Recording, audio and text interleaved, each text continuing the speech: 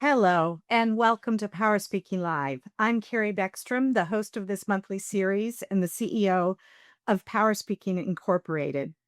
During last month's live, we discussed very specific communication behaviors essential to building trust. Given how robust of a conversation we had, we only had time to cover 4 of the 6 behaviors. So we are going to complete that picture by sharing the last 2 of the behaviors essential to communication and building trust.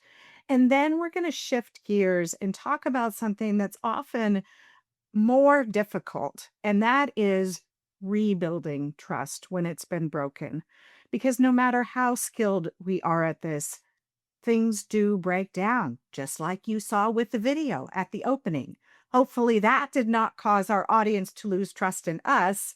That's a much lighter matter, but it is very, very delicate. And we have 2 experts here with us on the subject of trust who are going to share their best advice on how to do that very effectively. And they'll place emphasis on the role that intentional, thoughtful communication plays in the process. So I am absolutely delighted, Dr. Dennis and Michelle Reina, to have you both back in the conversation. I know that together you've spent over 3 decades helping organizations transform their cultures through the power of trust. And I think it's a particularly exciting time for you because of the recent book that you've launched on this subject. And if I'm correct, I think it's your 3rd that you've authored on the subject of trust. It's actually our 5th, when you count the different editions, and most times people rewrite another edition, add a chapter or 2, but not us. We rewrote the whole book. Thank you. I do know that. So my gosh, there's quite a bit of knowledge wrapped up over these decades. And I just have to say, I found this book to be invaluable. Truly, I think it is a incredibly useful guide, as is evidenced by the many dog-eared pages and highlights. And one that I think is a particularly essential read at a time in which trust is becoming more and more fragile. So, to kick off this conversation, Dennis, would you recap for our audience the 4 trust building communication behaviors that we talked about during last month's live? Sure. So trusted communication, first and foremost, is how we literally and figuratively speak with one another, how openly and honestly we communicate with one another. And in this time of disruption and AI and all the changes that are happening, not just in the United States, but in the world, it is the way we connect with one another. And the first one is sharing information. How well do we share information that is not only just pertinent and not only what we think we want to share, but also how we communicate openly and honestly with one another in service to our customers and our clients. Then there's also telling the truth. And yes, there is some information that we may not be at liberty to share, but how openly and honestly can we share this information and tell the truth? And then there's also admitting mistakes. And I often refer back to a short story about a client who shared with us. He said, when I admit my mistakes to my people, it does 2 things. One, it gives them permission to admit their own mistakes. And 2, it shows that I'm human. And so those are 2 key, and particularly in this technological age of change and disruption, that's absolutely critical because we can't replace that human connection with technology. And then, of course, the giving and receiving feedback. If we are to learn and grow in our jobs, in our relationships with one another, we need that feedback, and feedback can be a gift. So, those are the four. And today we're going to talk about maintaining confidentiality and speaking with good purpose. We are indeed. We are indeed. Thanks so much for that recap. Before we move on to the last two, I would like to admit a mistake I made in interacting with the two of you recently. Several days ago, I had a bunch I needed to get done in a short period of time. One of those things included sending an email to both of you with guidance on today's conversation. So I composed my email. I thought it was coming off kind of disjointed. So, like many of us do today, I ran it through AI. Please help me refine. I made some additional adjustments and boom, I sent the email off to you. What I neglected to do was delete the first sentence that was intended for me, not the recipient, which said, refined version of your voice, clear, polished, but tighter. I was mortified, especially given I am communicating with two trust experts about an event on trust.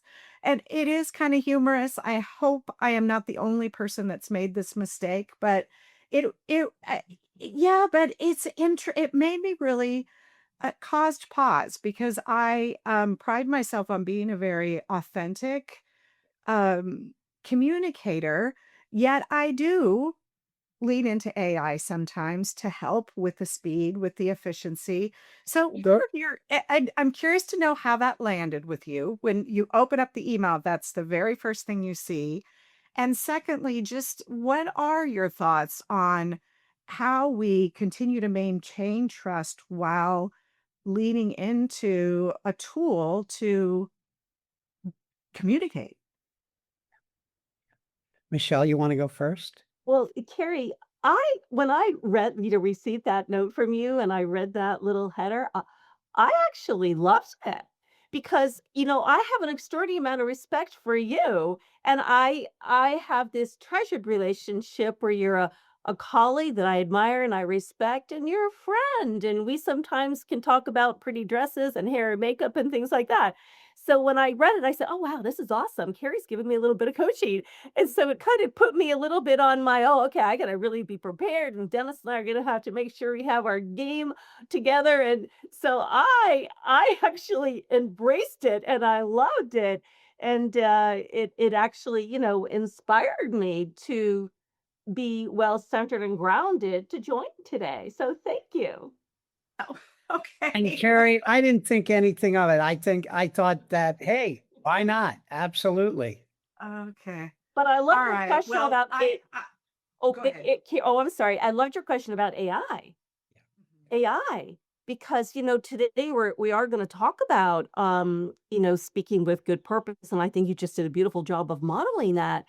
But I think that all of us at times are falling a little bit prey to trusting a little bit more in AI perhaps than trusting in ourselves. And so sometimes we may go there first, and we are so enamored by what it generates that sometimes we may get caught up in delivering that back to a team, delivering that on to a client or a customer, and we all, myself included, may slip into trusting it a bit more, and we drop out our own process of discernment.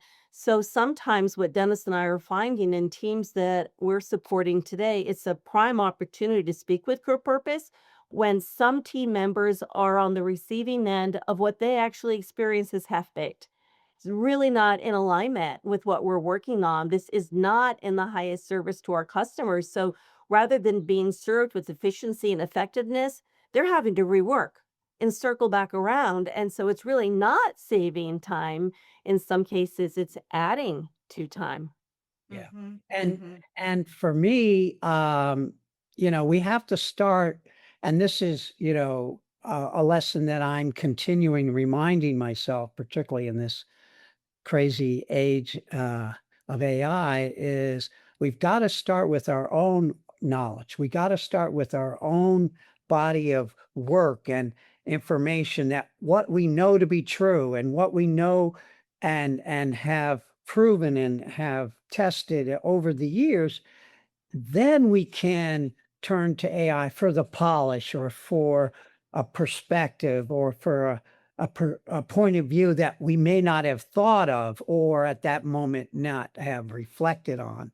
But starting with our own body of work and starting with our own uh, knowledge is absolutely paramount. And trusting it. Beautifully said. Thank you. Thank you. Okay, so Dennis, you teed up the remaining two very nicely, starting with confidentiality. We all know that when you breach confidence, it can erode trust. So, what are the subtle ways leaders may violate this without realizing it? Well, there's a number of ways that they can do that, and it's off. And as what we have found in our work, that excuse me, 90% of the ways that trust is broken are not the big things, but they're the minor, unintentional ways that trust is broken. For example, looping in others too broadly for a context, and adding people to a conversation while it may be an email, maybe a meeting, etc., but they don't truly need to know, particularly, say, if it's a confidential information, or maybe discussing performance concerns or issues or challenges casually, or maybe revealing somebody's emotional vulnerability that was shared with their manager, their leader in private, but that now it's like they may say, oh, well, they're having a rough time or they're going through a challenging time right now, et cetera, et cetera. And that was not theirs to share. They didn't have permission to share that, you know, or sharing somebody's personal challenges or struggles or health issues. Maybe somebody's going to have surgery and they're going to be out for 2 weeks, and the person explained to their leader or their manager, hey, I'm going to be out for 2 weeks and this is why. And then, all of a sudden, the person who didn't want it shared is receiving, messages such as "Hope you have a speedy recovery," etc. It's like, they've taken, not only they're taken back, they're feeling betrayed. Or another member might be, at the early stages of being pregnant, and they shared that with their boss and to discuss, the maternity leave, when and where and so forth. And and they're getting congratulations from others who it was, so I mean, those are different ways that trust is inadvertently broken or breached, Mhm. even though they thought that they were acting in the best of intentions and, good spirits, but um, it betrayed the other person. Those are all such real examples that happen all the time, but can be very damaging. The Yeah. tickle in the throat must be infectious. I'm getting it now. Excuse me. So, can either of you share some kind of everyday practices that are very helpful in making sure that you're honoring and maintaining confidentiality? Michelle, you want to I take think that? there's Yeah, sure. I think that there's trust always begins with us, Carrie. So I find even for myself and my work, there's power in taking a momentary pause and asking ourselves, is this my information to share? Do I have permission? And this often falls in two lanes. The easiest, clearest, most straightforward quite often is in the formalities of our workplace. When there is confidential proprietary information that is fairly simple and straightforward and clear cut. But as we've talked about at the start of our conversation, with the pace of change and uncertainty and ambiguity that is at play, sometimes we all can be a little bit uncertain. So, this momentary pause, is this mine to share? Do I have permission, either from the individual who just shared with me the wonderful news about their pregnancy, or from, my HR lead on, are we at a point where we can really share some information about what's coming next? And then there's always that aspect of discernment. Who are the most appropriate players at this moment in time and for what purposes?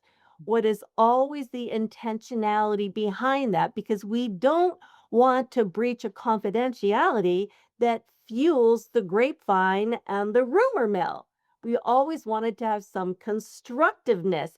And then the last, I often tune into myself, encourage others. Am I sharing this information to serve the individual? Am I serving of the team? Am I serving of an organization? Or am I sharing something because I want to relieve some of my own discomfort in being the person to hold it? And I think that momentary reflection gives us some internal cues and signals to know, are we on course and ready to move forward? Do we need to make a momentary pause, or do we need to circle back and check in with somebody? Is what helps us take some responsibility for how we live and practice that behavior. Excellent. Excellent. I'm really curious about your perspective, either of you, on uh transparency versus confidentiality, because on the one hand, we know that in order to build trust, we need to really be mindful of being very open and honest and transparent in our communication, while at the same time it's very critical that we, as you just established, that we honor that confidentiality. Any thought Sure. on how you strike that balance? Yeah, I'll take that, Carrie. You know, there's a difference between transparency and confidentiality. So transparency is not telling everybody everything, okay? Healthy transparency means being open and honest and clear about what you have permission to share, okay? It requires alignment, it requires timing, and it requires good judgment, okay? Leaders need to ask themselves, repeating much of what Michelle said, is this information ready to be shared? Number one, do the right people agree? Is there a communication plan? Are we protecting the people? Because there's personal information. Are we protecting the organization, right? Because there's organizational information about business deals or customer information or HR matters, et cetera. And so that's absolutely critical there. And asking ourselves, or leaders asking themselves, who needs to know? Who needs to know this information? Okay, number one. Confidentiality means recognizing that not all information belongs to everybody, okay? Some information, as I mentioned, belongs to the organization, proprietary strategies, et cetera, as well as HR matters and business deals. And then some belongs to the person, whether it be health issues, whether it be family situations or circumstances or even struggles, or whether it be personal struggles and relational concerns. So each of those, and a trustworthy leader knows the difference between transparency and confidentiality. And so again, what's important is this mine information to share, and do I have permission? Mhm. Great, great. I love how you summed it up at the beginning, Dennis, by saying it's really about being very open and honest and transparent with what you have permission to share. That's Great, key. great. So Carrie, let's, well, yeah. I'm sorry, Carrie, my apologies. I really appreciated that question that you just asked and that Dennis responded to, because we experience that's the question that leaders struggle with a high degree of frequency. It's Mhm. that balance of, I wanna be transparent, but there's information that's confidential. And so sometimes one of the most powerful sentences or language that a leader can speak is, "My intention is to be fully transparent with you, and in full transparency, I wanna be honest. There is information I am not at liberty to share."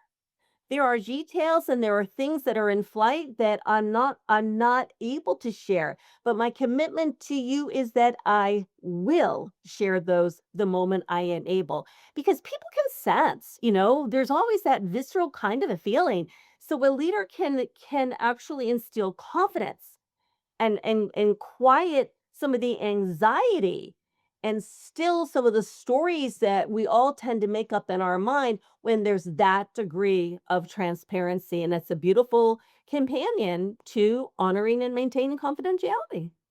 And Absolutely. That's thank you. That's such a great way to express it in action. And people can feel it both physically, they literally get physical cues and sensations, or even emotionally if people are or are not telling the truth. Mhm. Oh, yeah. Very, very true. And I'm certain everyone in our audience is nodding their head. On that note, to our audience members, if you have any questions or insights that you'd like to share, I really urge you to put them in chat. We'd love to bring you into the conversation. Now, you touched on this a little bit ago. Let's close with the last of the six communication behaviors, and that's the importance of speaking with good purpose. It's such a powerful, nuanced idea. How do you define it and how do you get it right? It's in any organizational life and in personal life, in the territory of any human relationships or dynamics, there are gonna be struggles at times. There are gonna be issues and there are gonna be challenges. Speaking with good purpose is when we go directly to the individual or individuals that we're experiencing those challenges with or holding issues or concern. The issues or concern may not necessarily be with a specific individual, but they may be about what's going on within an organization, what's going on in the broader, gestalt. But speaking with good purpose is surfacing it and going directly to the individual or the most appropriate individual with the intent of having open, honest conversation to work through the issue or concern together. It's not to take a problem and dump it and make things easier for me and give me a solution. Is I'm owning this concern that I have and I'm surfacing it with that intent to work it through constructively together. Mhm. So powerful and critical. And to your point about the aim is to constructively work through it, not let it just turn into a bitch session. Correct, or a hit and run or a venting, but honestly, to stay and work through it. There's that reciprocal excuse me, recip what is happening? Reciprocity. Reciprocity. Reciprocal process of trust. Oh my God, I say this word all the time. I just got tongue twisted. But when we go in with positive intent to work it through, that's actually an extension of trust.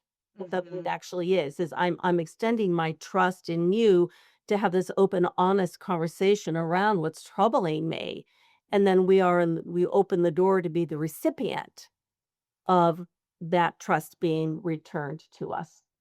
And what's key is that we're naming the concern, but without blame.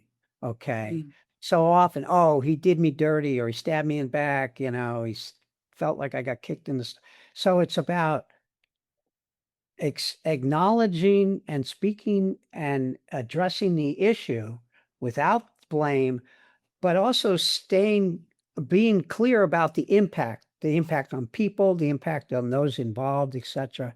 And then, as Michelle had mentioned, inviting a dialogue here, for a shared responsibility of what we're talking about and what we want to address. So, any advice on how leaders can check in on their intent before engaging in the conversation, especially if it's a really emotionally charged situation? Yeah, I think that the first is for leaders to take a pause and actually notice and tune into those visceral sensations that they're experiencing in their bodies, because that's where we tend to experience. Are we experiencing the knot? Are we experiencing the tension? Do we feel our emotions elevating? That's not the moment in time to go and speak with a good purpose. So, you know, paying attention to our breath, paying attention to those sensations, and taking the steps that each of us discover for ourselves to become centered and grounded. Do I need to go for a walk? Do I need to take a swim? Do I need to go sit with a cup of coffee? Do I need to talk to a friend as the sounding board? And then there's always holding that other person in our minds because positive intent means we want to keep everybody healthy and whole. So quite often when I'm moving in to speak with good purpose, what helps me is I tend to ask myself, how would I like that person to experience me? How do I aspire to show up? How do I want to make this a safe space for them? Because the focal point is the word together. We want to work through this together. And then I find it's always really helpful to put on that curiosity hat. What do I want to better understand about where they were or what their point of view or their context is? I find that tuning into, oneself and noticing where we are is a very important component of introspection. And there's that reflection, as I mentioned, on how do I want to bring myself? That's where we actually set our intention, is right there. What is my intention?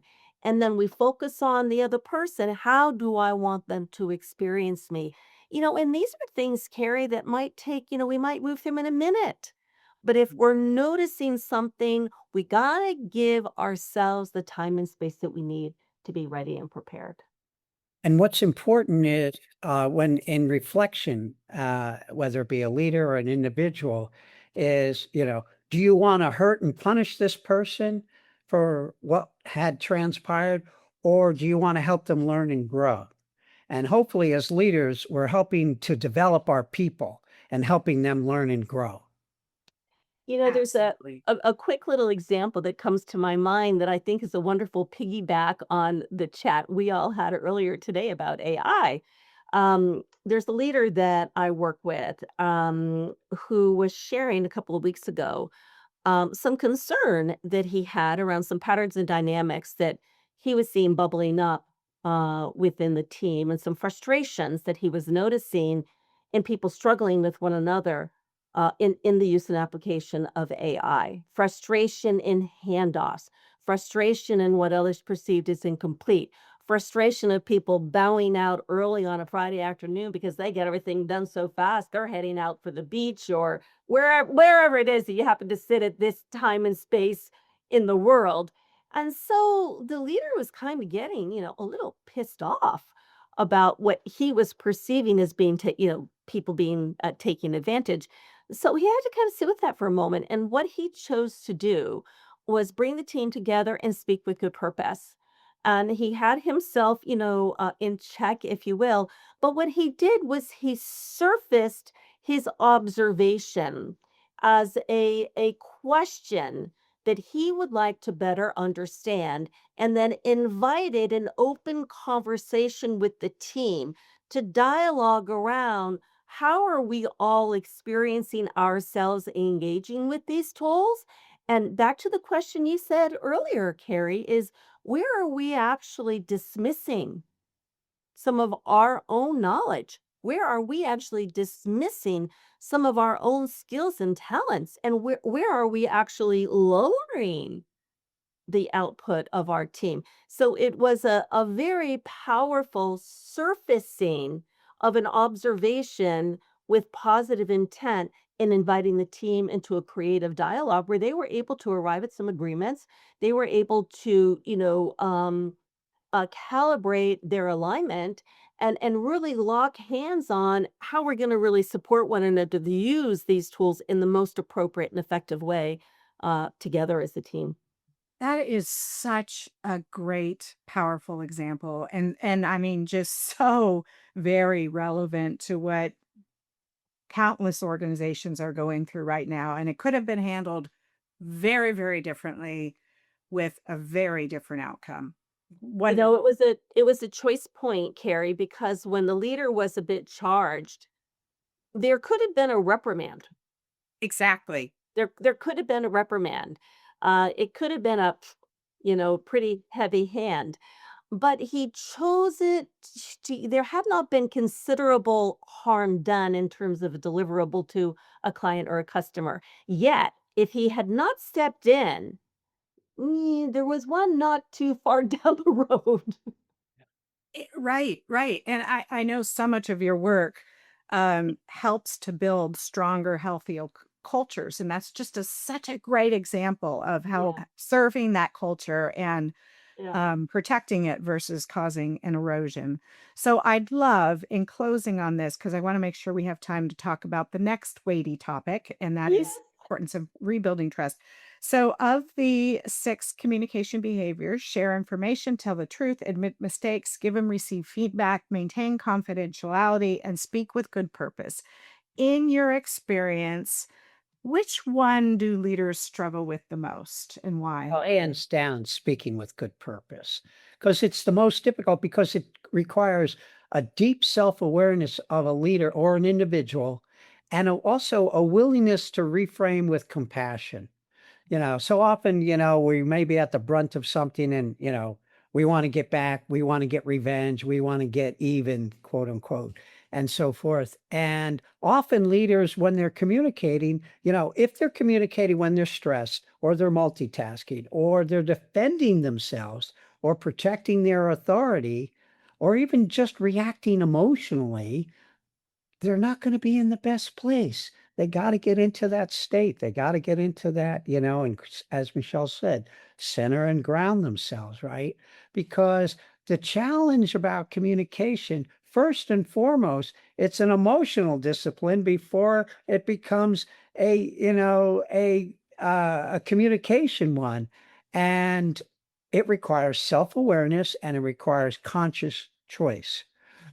Trustworthy communication, first and foremost, begins internally before it gets expressed externally. Mm. Well said. And uh, as you're sharing this sage advice, what's going through my mind is how deeply relevant this is in our personal lives as well. Yep. Obviously, yes. All right. So, on the subject of rebuilding trust, let's say there's been a breakdown, and start from the beginning. What does it sound like to clearly and effectively acknowledge a breakdown in trust? I I want to jump in on that question, and before I do, I want to set a very important little context. And that is, Dennis and I can't emphasize enough how delighted we were when you actually said, "Hey guys, there's no way we can cover all of this in one dialogue because I really want to have some time and space to discuss rebuilding." We were thrilled at that invitation to return with you, Carrie, because rebuilding trust is the key to sustainability of it. It's key because trust is not a one-way street. We're never one and done. As long as we're human beings, it's never one and done. Life circumstances change. We're starting all over again in many, many occasions and facets of our life. And today in the world that we all share, there is a common ground. We're all walking a little bit on eggshells. We're all wondering and waiting what's going to happen. We're all tripping up in ways that we're not sure of. And, disappointment, hurt, let down, the breach of trust, or even betrayal, it's going to happen. So, the first thing we need to do is not take ourselves off the hook, but acknowledge to ourselves we're human, it's going to happen. So, the first facet of building trust is so essential is doing what we've actually been doing here today is we want to acknowledge it. We want to give voice to it. We want to observe what we have experienced within ourselves. We want to observe what we're noticing others experiencing. And we want to acknowledge that. And we want to acknowledge that impact. So, a leader has reached out and asked for input on a key decision making moment in time on an initiative. But we all know things start accelerating a little bit faster than we initially had anticipated. And we all know that sometimes decisions are being made today without full information. So the input was asked for, yet the decision was made before that input loop was closed. So we can all imagine what happened to trust. Well, wait a minute. You asked to give input, but you made the decision. Really? Did you really? See, even I get a little bit charged just telling the story, you know. Did you really want it, or were you just going through the motion? So there is a very powerful opportunity to observe and acknowledge, where a team member can observe and acknowledge what happened with a bit of curiosity. Hey, can you tell me what's going on? But it's most powerful the leader gets out ahead. Gets out ahead. Hey, gang, I want to let you know this did not go by me. I did ask, and I did not yet hear from everybody because the loop wasn't closed. But you may have noticed a decision was made and action was taken. I want to bring you into the fold and let's talk this through. When we continue to move forward as if nothing happened, or we just excuse it and want to sweep it under the rug, all we've done is given trust permission to further break down with good reason. Oh, well said. And again, such a relevant example that happens. And to get in front of it, I think is such a critical point. And just something that's coming to mind, and I've seen, and I'm sure I've been guilty of this sometimes when there is a trust breakdown, and just acknowledging it and acknowledging the impact, there's a tendency to over explain, which can Mm, almost yep. um border on defensiveness. So it gets Yep. back to, what's your real purpose here? Are you just trying to Yeah. make yourself feel better and remove the Yeah. guilt that you're Yeah. grappling with? Or are you really trying to rebuild trust? What's your reaction to that? We find it Well, a bit of a oh, I'm sorry, Dennis. We both oh get no, excited no. about that question. You go. Uh, the the challenge, and quite frankly, I'm guilty of this myself. Over explaining can actually weaken the acknowledgement, and it may come across as either self protection or rationalization or justification, rather than really connecting through the acknowledgement. I hear what you said. I understand the circumstance. I feel your pain, literally and figuratively. Um, and you first need to really name the issue, yes, but also name the impact honestly, okay? And how it affected people and create space for people to express their feelings and create space for people to express their emotions because they don't go away. And in fact, if they don't have space, they go underground. And that's where it becomes actually the more lethal and uh, not Toxic. good. Yes, toxic, exactly, that's the word. And so by naming the issue, naming the impact honestly, creating the space, then what that does is you can then save the deeper explanation for later, if ever, okay? But right now you wanna hear people and you wanna experience how they are feeling emotionally, mentally, and psychologically. And so that's key there because you really wanna it's not about defending oneself, it's not about rationalizing or justifying. It's about how are you doing in light of and in spite of all of this situation and circumstance. Great, great. Really, one of the things you're talking about is just a golden rule of communication and making sure you're being just really audience centric, really focused on the Yeah. group that Yeah. you're speaking to. Yep. So you mentioned something really important, Dennis, and that is the fact that this is also a dialogue. This is not a one-way conversation or, monologue. So what's your advice for let's say it's a pretty serious breach that's happened. Leader is bringing in the team to have this conversation. They've done their acknowledgement. They've discussed the impact. What's your advice for um, inviting input in a really safe, inclusive way? Well, first From I the leader? would say one, I want to acknowledge, hey, we didn't necessarily communicate clearly or even early enough, okay, using the example that Michelle had shared. Um, and that created confusion, that created frustration. But what might be better is, um, I want to acknowledge what had happened here and how it affected people. I want to understand where you're at. I want to understand what's going on for you and because that affects trust. That affects our relationship, whether it be from peer to peer, leader to, to team member, et cetera, all the way up and down the organization. So it's important is that we named what happened and own our part in the process. Hey, I didn't get this information.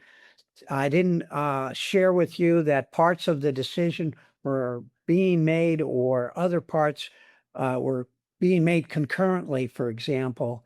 Um, and I was gathering input, they were also making decisions, etc. So Mhm.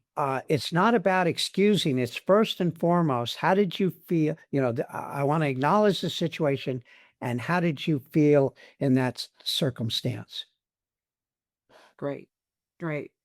What about listening? I'm sure there's a critical role listening is playing in all of this.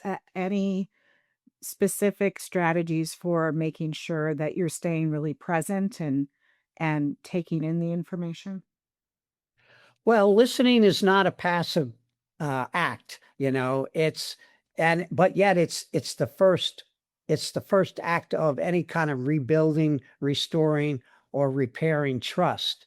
And listening means making room for the truth of another's experience without rushing to defend your intent or your actions. Okay. Slowing down, managing our defensiveness, staying open enough and long enough to hear the impact of what had happened on others.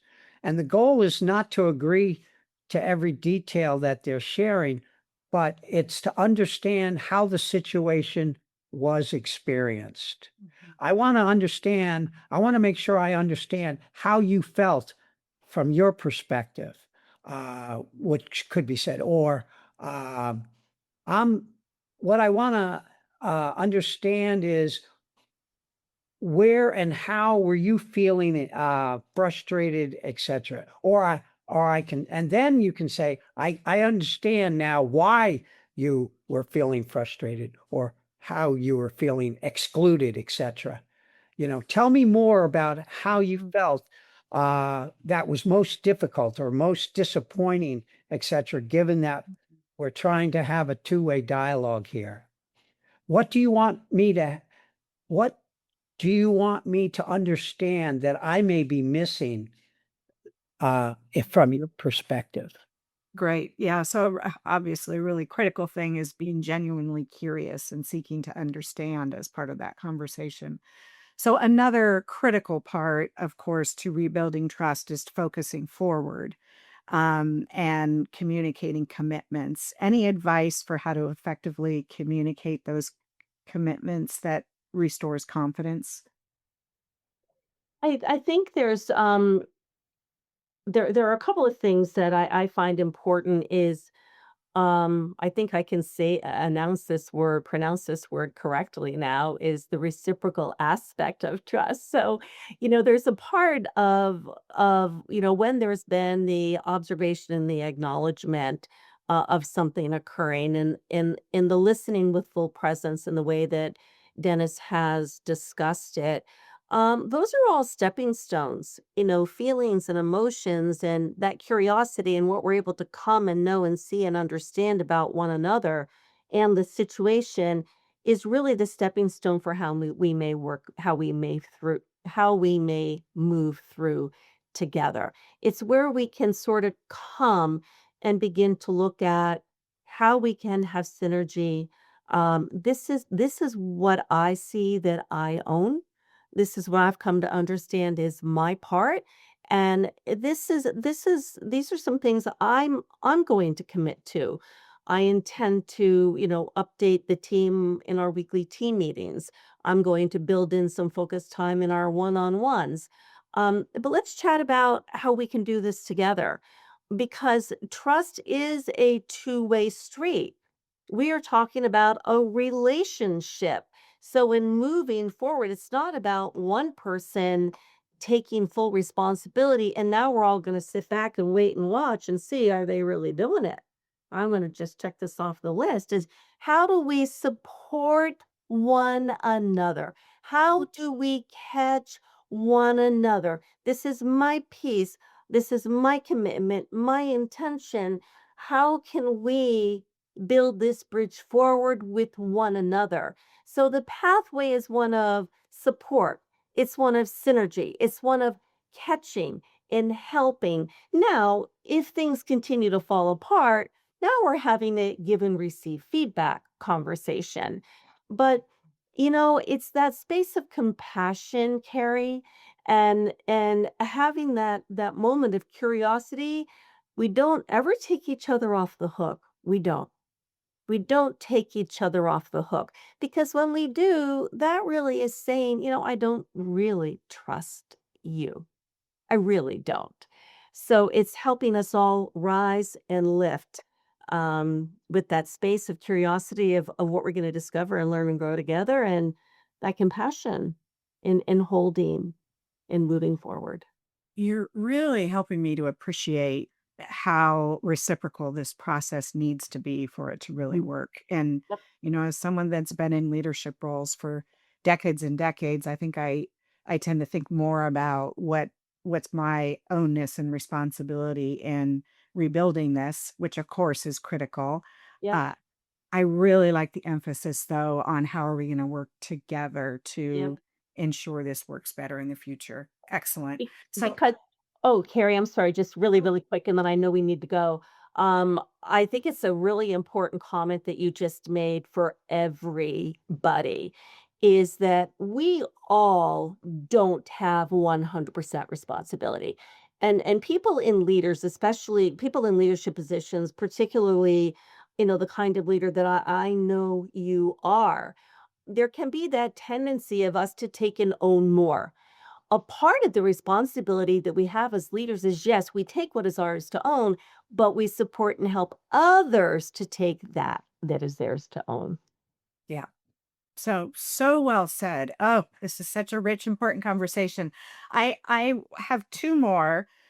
Before we close with your call to action for our audience, I'd like to just get your perspective on um, your advice for people in this environment that is so radically changing, skills, entire roles being displaced by AI.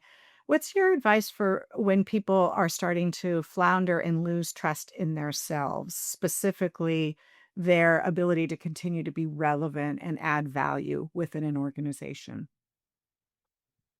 The first that we find and we encourage, and this is a conversation that so many of us are having, is it's interesting to help people take a momentary pause and a retrospective look back on my life, other situations that I have been in, other moments of time in life when there was disruption, and sometimes curious looking at personal life as well as professional life.